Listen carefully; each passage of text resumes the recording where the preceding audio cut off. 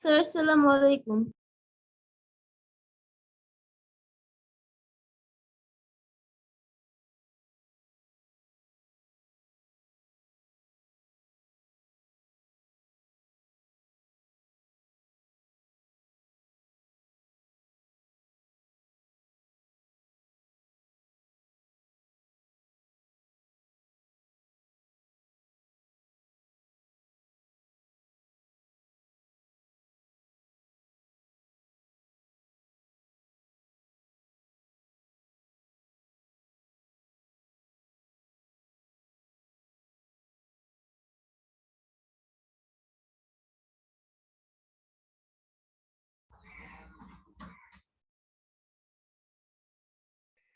আসসালামু আলাইকুম sir.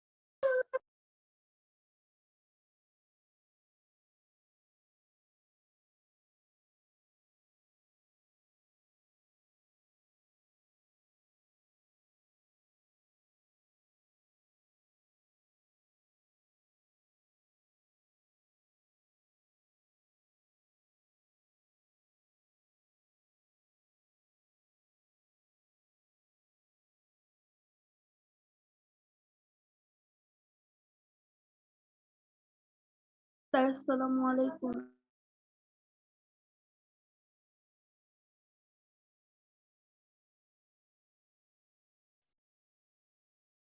Sir আসসালামু আলাইকুম। স্যার আসসালামু আলাইকুম।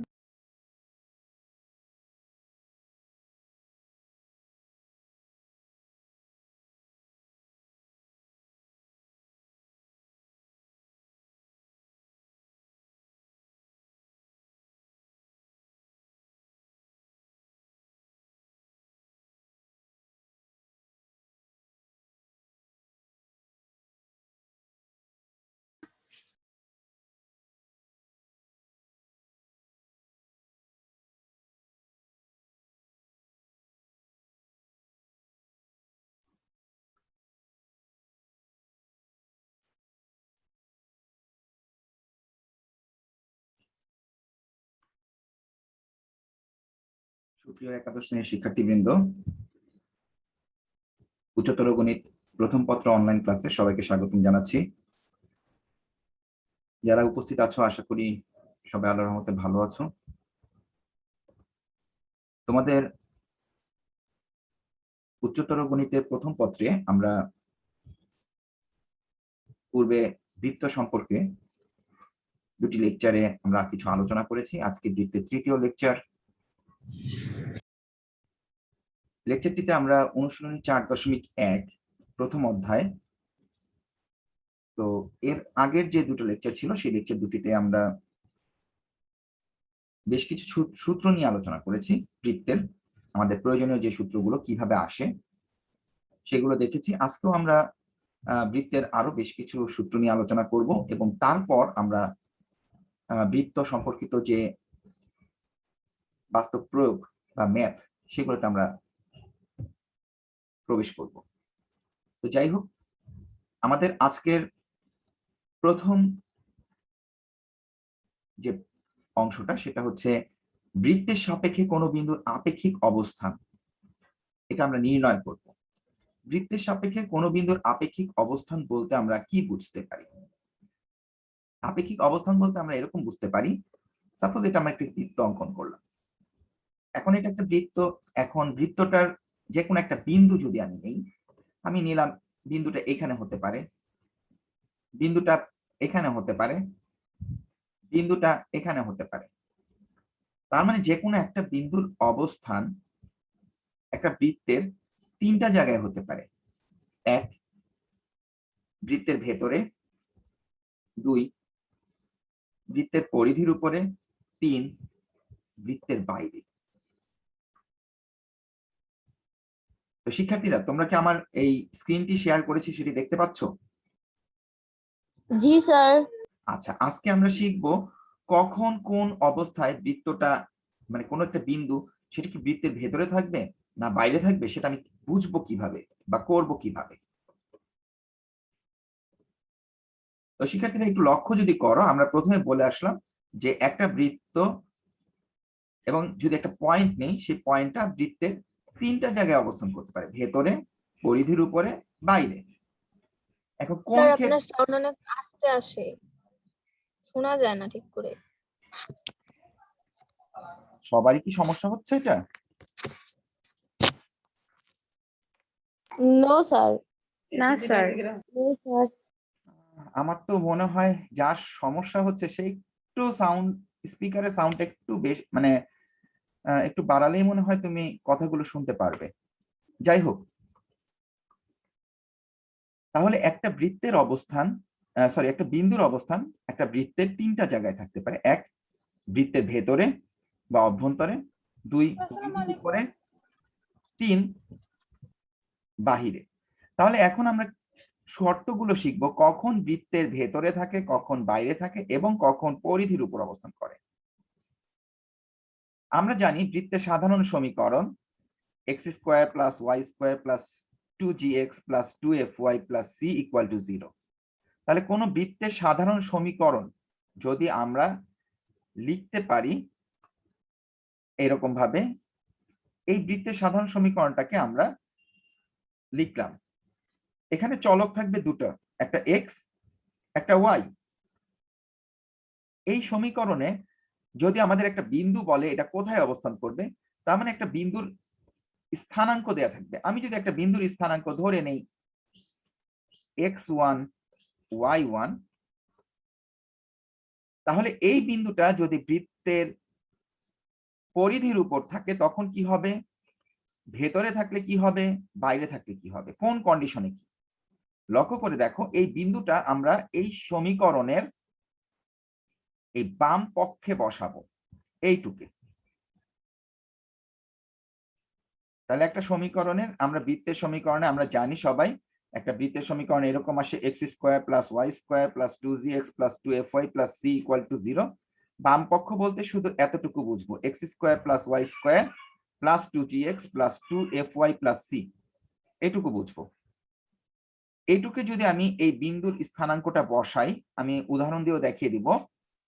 তার মানে এই x1টা বসবে x এর জায়গায়, y1টা বসবে y এর জায়গায়, তাই কিনা? যদি সেটা হয় তাহলে এই x আর y-টা অবশ্যই x1 এবং y1 দ্বারা রিপ্লেস করা হলো বা এদের অবস্থান পরিবর্তন করা হলো, অথবা বলতে পারি আমরা মান বসানো হলো। এই মানটা বসানোর পরে তিন ধরনের মান আসতে পারে। একটা মান আসতে পারে ধনাত্মক, অর্থাৎ শূন্যর চেয়ে বেশি, একটা মান আসতে পারে শূন্য, এবং আরেকটা মান আসতে পারে শূন্যর চেয়ে ছোট বা ঋণাত্মক।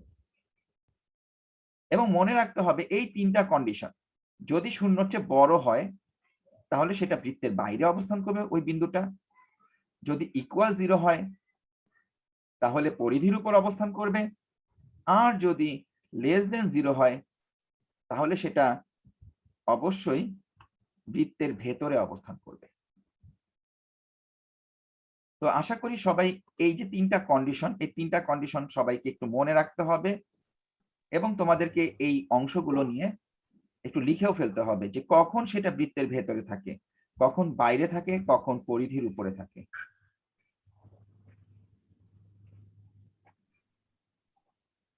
এই তিনটা পার্ট বা তিনটা অংশ নিয়ে কারো কোনো বুঝতে সমস্যা আছে কিনা, যদি একটু বুঝে থাকো তারপর আমরা চলে যাব আমাদের একটা উদাহরণে। আচ্ছা, তাহলে আমরা যদি একটা উদাহরণ লক্ষ্য করি, আমি যদি একটা উদাহরণ চিন্তা করি এরকম,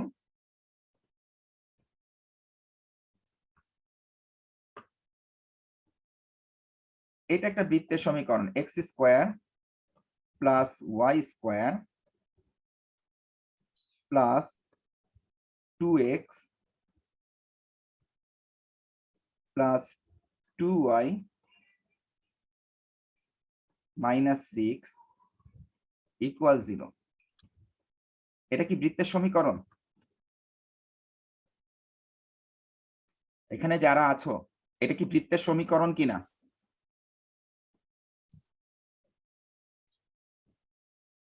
জি স্যার। বৃত্তের সমীকরণের প্রথম বৈশিষ্ট্যটা কি ছিল?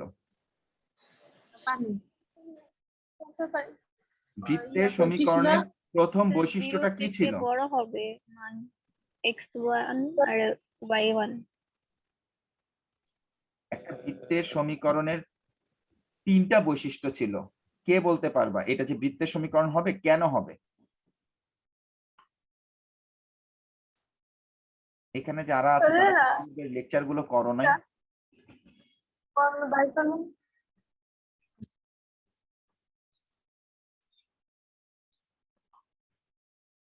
একটা বৃত্তের সমীকরণে কখন হয় এটা একটা বৃত্তের সমীকরণ?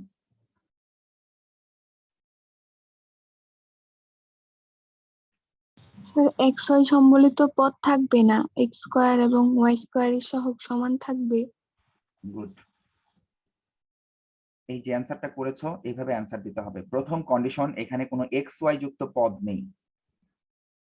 দ্বিতীয়, এক্স স্কোয়ার এবং ওয়াই স্কোয়ারের সহগ সমান হবে। সমান বলতে এখানে 1 হয়েছে, এখানে 1 হয়েছে, তার মানে 1 আর 1 সমান হয়ে গেল। এবং এক্স এবং ওয়াই একটি দ্বিঘাত সমীকরণ। এক্স আর ওয়াই এর ঘাত কত আছে? সর্বোচ্চ পাওয়ার কত আছে? 2 আছে। এই জন্য এটা একটা বৃত্তের সমীকরণ। তোমাদের কিন্তু খুব শীঘ্রই একটা অর্ধবার্ষিক পরীক্ষা হবে, তখন যদি তোমরা এই জিনিসগুলো বলতে না পারো তখন কিন্তু তোমরা বিপদে পড়ে যাবে। দেখা যাবে ম্যাথ করতে গিয়ে পারবে না। তার মানে প্রিভিয়াস লেকচার গুলো তোমরা এখনো সঠিকভাবে দেখছো না, মাত্র 1জন বা 2জনের কাছ থেকে এই অ্যান্সার গুলো পাচ্ছি। যাই হোক, এটা একটা বৃত্তের সমীকরণ, এটা আমরা পেয়ে গেলাম। এখন আমাদের দরকার হচ্ছে এই বৃত্তের সমীকরণটা, আমি যদি বলি 1 1 একটা বিন্দু,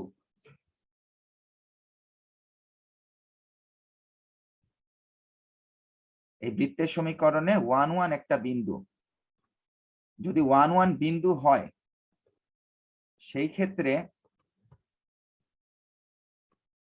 এই বিন্দুটা এই বৃত্তের কোথায় অবস্থান করবে, কিভাবে বুঝবো? আমি বলেছিলাম এই 1টা হচ্ছে ভুজ অর্থাৎ এক্স এর মান, আর এই 1টা হচ্ছে কোটি অর্থাৎ ওয়াই এর মান। আমি যদি এখানে এক্স এর জায়গায় 1 এবং ওয়াই এর জায়গায় 1 বসাই, তাহলে এই সমীকরণের বাম পক্ষে কি পাচ্ছি লক্ষ্য করে দেখো তো। এখানে 1 বসালে কি পাবো? 1 স্কোয়ার মানে কত? নিশ্চয়ই 1। পরে ওয়াই এর মানও যদি 1 বসাই, 1 স্কোয়ার মানে কত? 1। 2 ইন্টু 1, এক্স এর জায়গায় আমি 1 বসালাম, ওয়াই এর জায়গায় 1 বসালাম। আমি বাম পক্ষ ডান পক্ষ দরকার নেই, আমাদের যেটা দরকার সেটা হচ্ছে আমি বাম পক্ষে মান বসাবো। সহজ কথা, আমার ডান পক্ষে কি আছে এটা দেখার দরকার নেই। বাম পক্ষে মান বসালে আমরা লাস্ট পর্যন্ত পাচ্ছি 1 স্কোয়ার মানে 1 1 2 2 ইন্টু 1 মানে 2, তার মানে 1 1 2 2 মাইনাস 6। লক্ষ্য করে দেখো তো তাই পাচ্ছি কিনা, খেয়াল করেছো সবাই? এখন এটাকে ক্যালকুলেশন করলে, আমরা যদি এটাকে ক্যালকুলেশন করি, দেখো তো অ্যান্সার কি আসে। 0 চলে আসে। আমার ডান পক্ষ দেখার কোনো প্রয়োজন নেই, আমি শুধুমাত্র বাম দিকে মানগুলো বসাবো, বসিয়ে দেখবো আমাদের অ্যান্সার কি আসে। আমি অ্যান্সার দেখছি 0 আসতেছে। আমি বলেছিলাম যদি মান বসানোর পরে অ্যান্সার 0 আসে তাহলে এই বিন্দুটা এই বৃত্তের কোথায় অবস্থান করবে?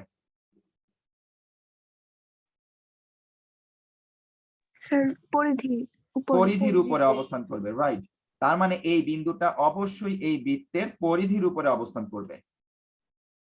এইবার বিন্দুর অবস্থান চেঞ্জ করে ফেলি, 1 1 না বসিয়ে এখন আমরা বসাবো আরেকটা বিন্দু 0 0।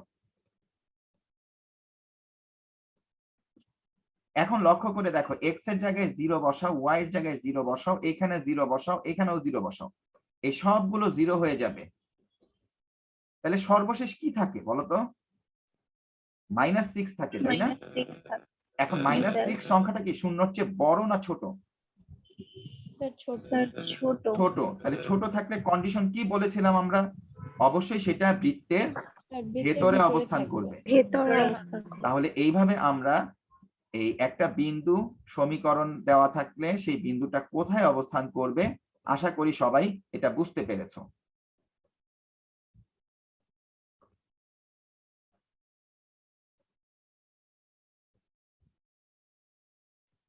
তো এইটুকু বুঝতে আশা করি কারো কোনো সমস্যা নেই। এবার আমরা আমাদের পূর্বের পাঠে চলে আসি। তাহলে আমাদের প্রথম অংশটুকু আমরা বুঝে গেলাম। এবার আমরা আসবো দ্বিতীয় অংশ। দ্বিতীয় অংশ বলেছে দুইটা বৃত্ত পরস্পরকে স্পর্শ করার শর্ত।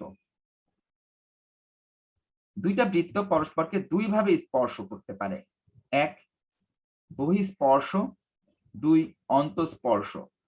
তোমরা নবম দশম শ্রেণীতে এই ধরনের স্পর্শ করার কিছু শর্ত শিখে স্পর্শ করার উপপাদ্য শিখে এসেছো। আজকে আমরা শুধু শর্তগুলো শিখবো, কখন স্পর্শ করবে। একটু লক্ষ্য করলেই তোমরা এখানে দুটো বৃত্ত চিত্র দেখতে পাচ্ছ, একটা রেড সার্কেল আর একটা ব্লু সার্কেল, এবং রেড সার্কেলের সেন্টার হচ্ছে C1 এবং রেড সার্কেলের ইকুয়েশন হচ্ছে S1, আর ব্লু সার্কেলের সেন্টার হচ্ছে C2 এবং রেডিয়াস বা ব্যাসার্ধ হচ্ছে R2। তার মানে আমরা কেন্দ্র পেয়ে গেলাম আর ব্যাসার্ধ পেয়ে গেলাম। আর S1 আর S2 এই দুটো হচ্ছে সমীকরণ, যদিও এখানে দেয়া নেই, এটা পরীক্ষার প্রশ্নে হয়তো দেওয়া থাকবে যখন ম্যাথ করতে আসবো। তো যদি এরকম দেয়া থাকে দুইটা বৃত্ত পরস্পরকে স্পর্শ করছে, তাহলে দুই ধরনের স্পর্শ হয়। এক, এই ধরনের স্পর্শকে বলা হয় বহিঃস্পর্শ, এবং দুই অন্তঃস্পর্শ। এই ধরনের স্পর্শকে বলা হয় অন্তঃস্পর্শ, যেখানে দুইটা বৃত্ত একটা একটার ভেতরে অবস্থান করে। আর যখন দুইটা বৃত্ত পরস্পর বাইরের দিকে অবস্থান করে তখন তাকে আমরা বলবো বহিঃস্পর্শ। যদি বহিঃস্পর্শ এবং অন্তঃস্পর্শ করার ক্ষেত্রে আমাকে দুটো পয়েন্ট মাথায় রাখতে হবে। প্রথম আমাকে আগে বুঝতে হবে এখানে বিন্দুগুলো কি কি। একটা বিন্দু হচ্ছে সেন্টার C, এটা হচ্ছে প্রথম বিন্দুর স্থানাঙ্ক। আমরা যে কোনো বৃত্তের কেন্দ্র বের করতে পারি, ব্যাসার্ধ বের করতে পারি, এটা সূত্র আমরা শিখে এসেছি। যদি আমাদের একটা বৃত্তের সমীকরণ এরকম দেয়া থাকে x² plus y² plus 4x plus 4y minus 5 equal 0, এই বৃত্তের যদি আমি বলি কেন্দ্রের স্থানাঙ্ক কত, কত হবে?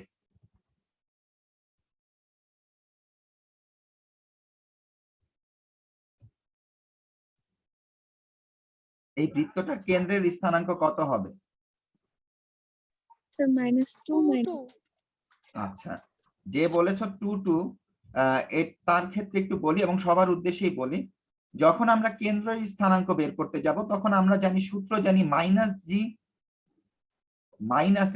এই যে একটা মাইনাস চলে আসলো, তার মানে আমরা এখানে যা পাবো, অর্থাৎ এই সমীকরণটাকে আমি যদি 2gx ফর্মে লিখি, 2 into x এই ফর্মে যদি আমি লিখি, তাহলে এখান থেকে কিন্তু আমি কেন্দ্র পেয়ে যাব -2। খেয়াল করো -g, g হচ্ছে এখানে 2, তার মানে কেন্দ্র পাবো -2।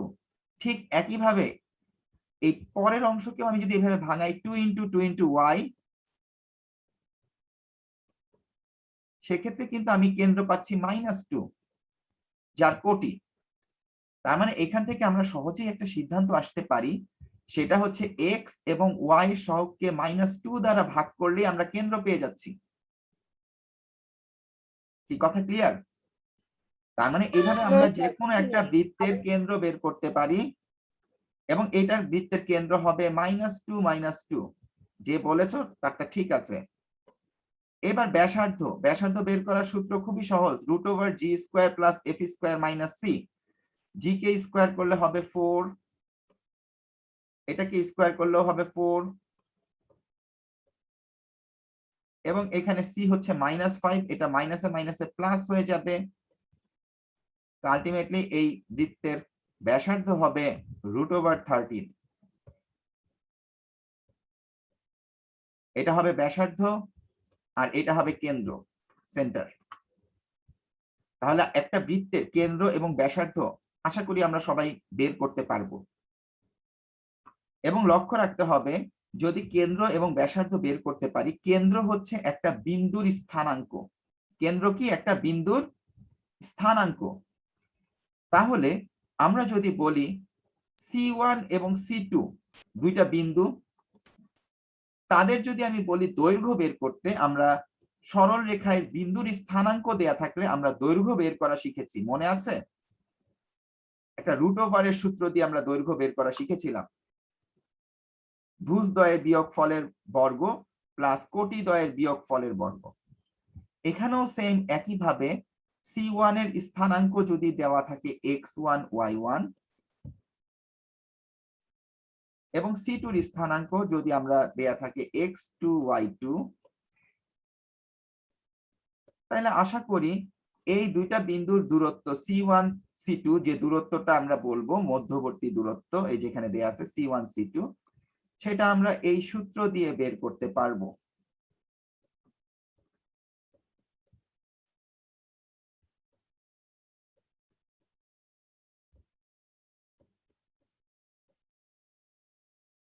লক্ষ্য করে দেখো শিক্ষার্থীরা, আমরা কিন্তু এই সূত্রটা অলরেডি সরল রেখায় করে আসছি, দুটা বিন্দুর দূরত্ব বের করার সূত্র। যদি সেটা করে থাকি তাহলে এই দুইটা বিন্দুর দূরত্ব দিয়ে আমি এই কেন্দ্রদ্বয়ের দূরত্ব বের করতে পারবো। আর ব্যাসার্ধ তো আমরা মেজারমেন্ট করতেই পারবো, সূত্র প্রয়োগ করে ব্যাসার্ধ বের করতে পারবো। এখন আমাদের কন্ডিশন মাথায় রাখতে হবে। কন্ডিশনটা হচ্ছে, যদি এরকম বলে দুইটা বৃত্ত পরস্পরকে বহিস্থভাবে স্পর্শ করে, তাহলে তাদের কেন্দ্রদ্বয়ের দূরত্ব ব্যাসার্ধদ্বয়ের যোগফলের সমান। দেখো এখান থেকে এতটুকু যদি আমি দৈর্ঘ্য চিন্তা করি, এখান থেকে এতটুকুর দৈর্ঘ্য যদি আমি চিন্তা করি, তাহলে এই ছোট ছোট অংশগুলো হচ্ছে তার ব্যাসার্ধ।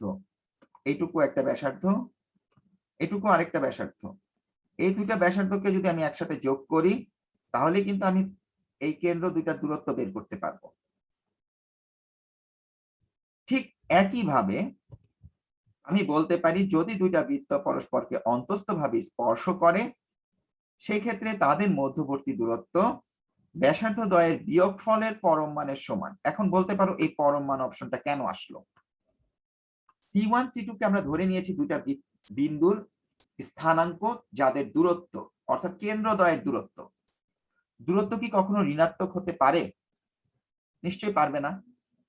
সেই লক্ষ্যে আমাদেরকে মাথায় রাখতে হবে, যেহেতু কেন্দ্রদ্বয় দূরত্ব কখনো ঋণাত্মক হতে পারে না, তাই R1 থেকে R2 বিয়োগ করে তাদের মান মাইনাসও আসতে পারে। যদি R1 R2 এর চেয়ে ছোট হয়, সেই ক্ষেত্রে মাইনাস হয়ে যাবে। তাই সেই লক্ষ্যে আমাকে অবশ্যই এই পরম মান চিহ্নটা ব্যবহার করতে হবে। ধরো এখানে কোনো একটা অঙ্কে এরকম চলে আসলো, ধরে নিলাম R1 এর মান চলে আসলো 2, R2 এর মান চলে আসলো 5। তো সেই অঙ্কের ক্ষেত্রে তো অবশ্যই আমাকে, যদি আমি R1 থেকে R2 বিয়োগ করি, তাহলে অ্যান্সার চলে আসবে -3। কিন্তু দূরত্ব কখনো ঋণাত্মক হয় না, সেই জন্য পরম মান চিহ্ন ব্যবহার করে সেটার অ্যান্সার চলে আসবে +3। তো শিক্ষার্থীরা, এই অন্তস্থভাবে স্পর্শ করা, বহিস্থভাবে স্পর্শ করা, এইটুকু বুঝতে কারো কোনো সমস্যা আছে কিনা? এবং শর্তগুলা, এই যে দুইটা শর্ত A এবং B, অন্তস্থভাবে স্পর্শ করার শর্ত কি, বহিস্থভাবে স্পর্শ করার শর্ত কি? কারো সমস্যা থাকলে বলতে পারো এখন।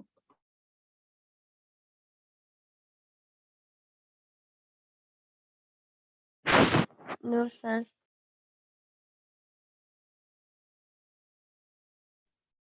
তাহলে আমরা আজকে দুটা জিনিস শিখলাম। প্রথমে শিখলাম একটা বিন্দুর অবস্থান বৃত্তের কোথায় থাকবে, এবং এরপর শিখলাম দুইটা বৃত্ত পরস্পরকে স্পর্শ করার ক্ষেত্রে দুইটা ভাবে স্পর্শ করে, একটা অন্তস্থ, দ্বিতীয়ত বহিস্থ, এবং কখন অন্তস্থভাবে স্পর্শ করে তার শর্ত, কখন বহিস্থভাবে স্পর্শ করে তার শর্ত। এবার আমরা শিখব দুইটা বৃত্তের ছেদ বিন্দুগামী বৃত্তের সমীকরণ।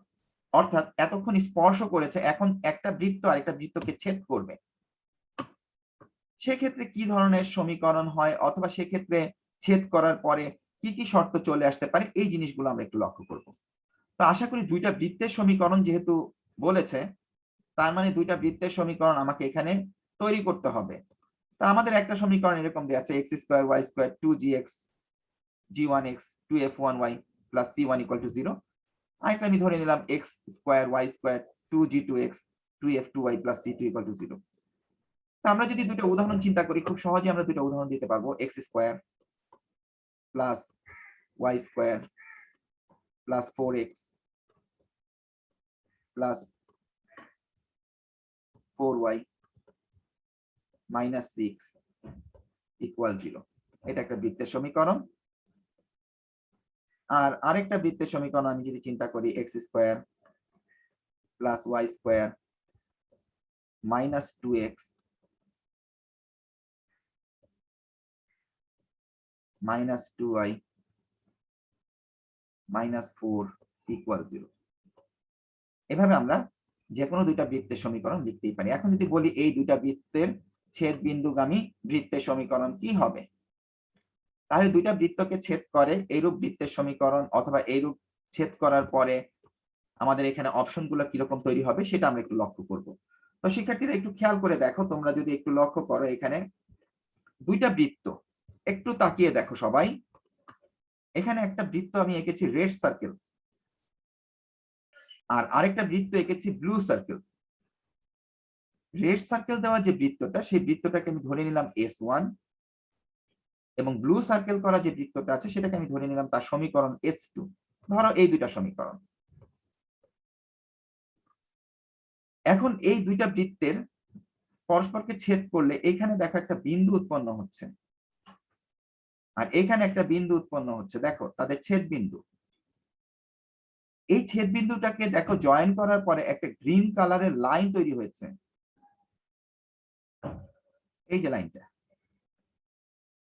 এই যে লাইনটা তৈরি হয়েছে, এই লাইনটাকে বলা হয় সাধারণ জ্যা। আমরা জানি বৃত্তের পরিধির উপর দুটা বিন্দু যদি যোগ করা হয়, সেটা যদি কেন্দ্র দিয়ে না যায় তখন আমি তাকে বলবো জ্যা। তাহলে এখন দেখো এখানে দুইটা বিন্দু যোগ করেছি, কিন্তু সেটা কেন্দ্র দিয়ে যায়নি, কেন্দ্র এটা। তার মানে এটা এই লাল বৃত্তেরও জ্যা, আবার এই নীল বৃত্তেরও জ্যা। দুইটা বৃত্তের যখন একসাথে জ্যা হবে তখন আমরা তাকে বলবো সাধারণ জ্যা।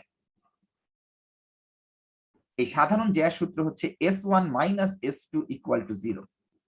এই সূত্রটা মনে রাখতে হবে।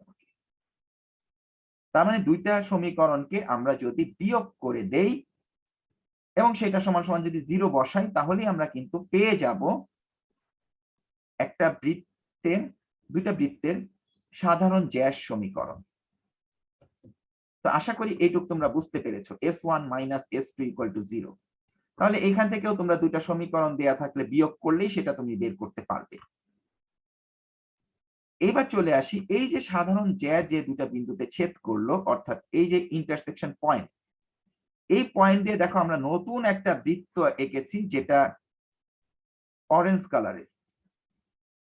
তাহলে এই যে বৃত্তটা এঁকেছি আমরা, এই বৃত্তটা হচ্ছে এই দুইটা বৃত্তের ছেদ বিন্দুগামী বৃত্তের সমীকরণ।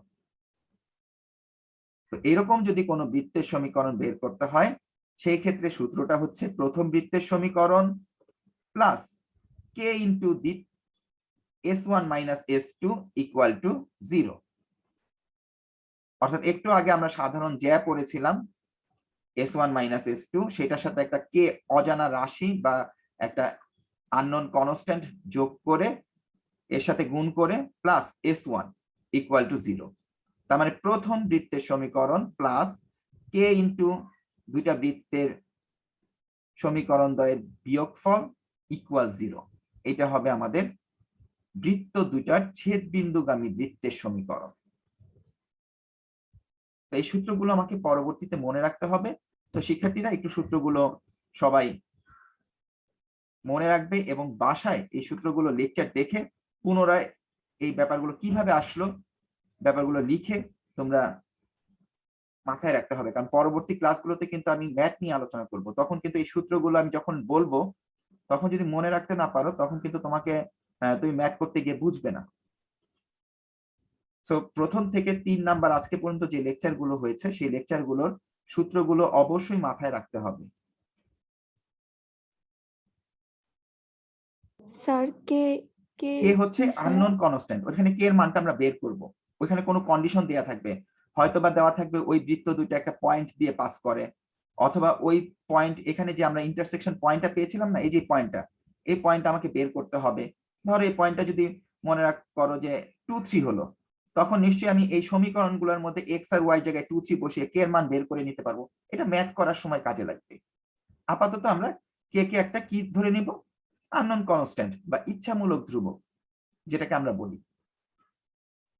কি কথা বুঝতে পেরেছো যে প্রশ্নটা করেছো কে কিভাবে, কে কি জিনিস? জি স্যার, বুঝতে পেরেছি। আমাদের সর্বশেষ অংশ একটা বৃত্তের পোলার স্থানাঙ্ক নির্ণয় করা। পোলার স্থানাঙ্ক বলতে আমরা বুঝবো, আমরা এটা সরল রেখায় করে এসেছিলাম, যখন কোনো বিন্দুর স্থানাঙ্ক এক্স ওয়াই পরিবর্তে আর এবং থিটার মাধ্যমে প্রকাশ করা হয় তখন সেই বিন্দুর স্থানাঙ্কটাকে বা সেটাকে আমরা বলবো পোলার স্থানাঙ্ক। তাহলে একটা বৃত্তের ক্ষেত্রে অবশ্যই পোলার স্থানাঙ্ক চলে আসবে। আমরা যদি একটা বৃত্তের সমীকরণ চিন্তা করি x square y square equal to a square, এই বৃত্তটা কিরকম বৃত্ত কে বলতে পারবা? লেখাই আছে কিন্তু বৃত্তটার কেন্দ্র কি হবে, মূল বিন্দুতে অবস্থান করবে, অর্থাৎ কেন্দ্র হবে 0, 0, আর তার ব্যাসার্ধ হবে কি এ। তার মানে এরকম একটা বৃত্ত যার কেন্দ্র 0, 0 এবং ব্যাসার্ধ এ, এই বৃত্তটার পোলার স্থানাঙ্ক আমি কিভাবে বের করব? তো পোলার স্থানাঙ্ক বের করার জন্য আমরা শিখে এসেছি যে একটা বিন্দুর স্থানাঙ্ক আমি যদি এখানে ধরি, বিন্দুটা যদি এটা কার্টেসীয় স্থানাঙ্ক ধরি তাহলে আমরা লিখি পি এক্স ওয়াই, তাই লিখি না? আর যখন সেটা পোলার স্থানাঙ্ক ধরি তখন সেটা ধরি আর থিটা, এবং এই মূল বিন্দু থেকে ওই বিন্দুটার দূরত্ব হচ্ছে আর, এবং ওই রেখাটা এক্স অক্ষের ধনাত্মক দিকের সাথে যে কোণ উৎপন্ন করে সেটা হচ্ছে থিটা। তাহলে এখান থেকে আমরা এই পি বিন্দুর পোলার স্থানাঙ্ক আমি ধরে নিব সেটা হচ্ছে আর কস থিটা এবং আর সাইন থিটা। এখন কেউ যদি আমাকে প্রশ্ন করো কিভাবে এই আর কস থিটা সাইন থিটা আসলো, তার উদ্দেশ্যে একটা কথাই বলে নিব, এখান থেকে এতটুকু বসাবা, একটা লম্ব আঁকবা, এবং এই লম্বটা আঁকার পরে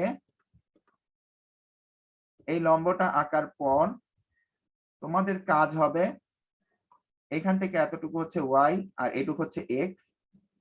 এবার ত্রিকোণমিতির সূত্র প্রয়োগ করে এই এক্স আর ওয়াই এর মানটা এই আর এবং থিটার মাধ্যমে প্রকাশ করলে এরকম চলে আসে, আর কস থিটা আর সাইন থিটা।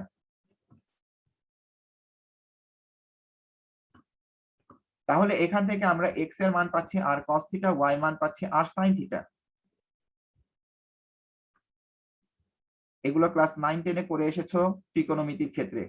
কস থিটা মানে ভূমি বাই অতিভুজ, এখানে ভূমি হচ্ছে এক্স, অতিভুজ হচ্ছে আর, ওইখান থেকে আসছে x equal to r cos theta, y আসছে লম্ব বাই অতিভুজ সাইন থিটা থেকে, লম্ব হচ্ছে ওয়াই, অতিভুজ হচ্ছে আর, কাজে এখান থেকে ওয়াই মান আসতেছে আর সাইন থিটা, এবং এই মানগুলো এক্স এবং ওয়াই যে মানগুলো পাচ্ছি আর কস থিটা এবং আর সাইন থিটা, এটা আমরা এই সমীকরণে বসাবো। লক্ষ্য করে দেখো যে বসিয়েছি, বসানোর পরে বর্গ করেছি, আর স্কোয়ার কমন নেওয়া হয়েছে, sine square theta plus cos square theta মান 1, এবং এখান থেকে বর্গমূল করে আমরা পাচ্ছি আর ইকুয়াল টু এ, এটা হচ্ছে মূল বিন্দুতে কেন্দ্র থাকলে এবং ব্যাসার্ধ এ থাকলে সেই ক্ষেত্রে পোলার স্থানাঙ্ক নির্ণয়। এটা কারো বুঝতে কোনো সমস্যা আছে কিনা?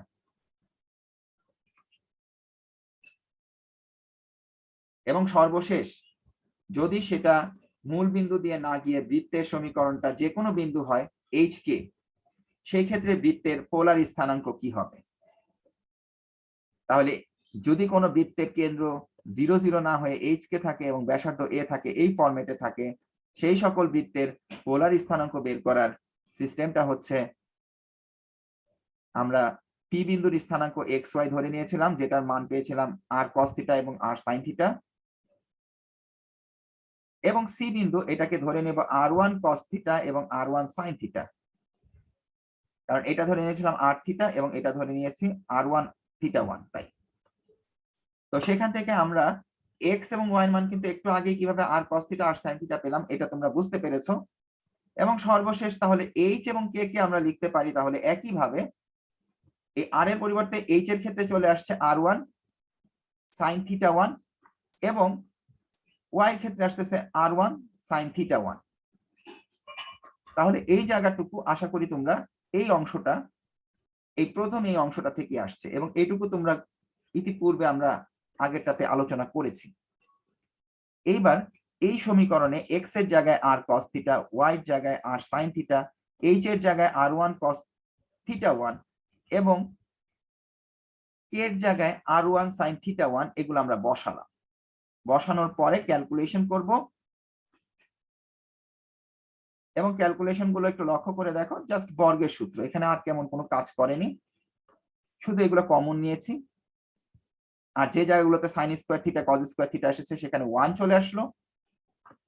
এবং এই জায়গায় একটা জিনিস মাথায় রাখতে হবে, সেটা হচ্ছে সূত্র, এই যে cos theta 1 plus sine theta 1, এটা হচ্ছে কজ এ মাইনাস বি সূত্র। তোমরা ত্রিকোণমিতি হয়তো ক্লাসে এই জিনিসগুলো তোমরা জেনে যাবা সূত্রগুলো, এইটা সূত্র আকারে মনে রাখতে হবে, cos A cos B plus sine A sine B cos A minus B. এখানে এ হচ্ছে থিটা, বি হচ্ছে থিটা 1, এটা সূত্র মুখস্থ রাখতে হবে এই সূত্রটা। এবং আশা করি এই সমীকরণটা তোমরা সহজেই তাহলে এখান থেকে প্রতিপাদন করতে পারবে। কারো এটা নিয়ে কোনো কোশ্চেন আছে কিনা?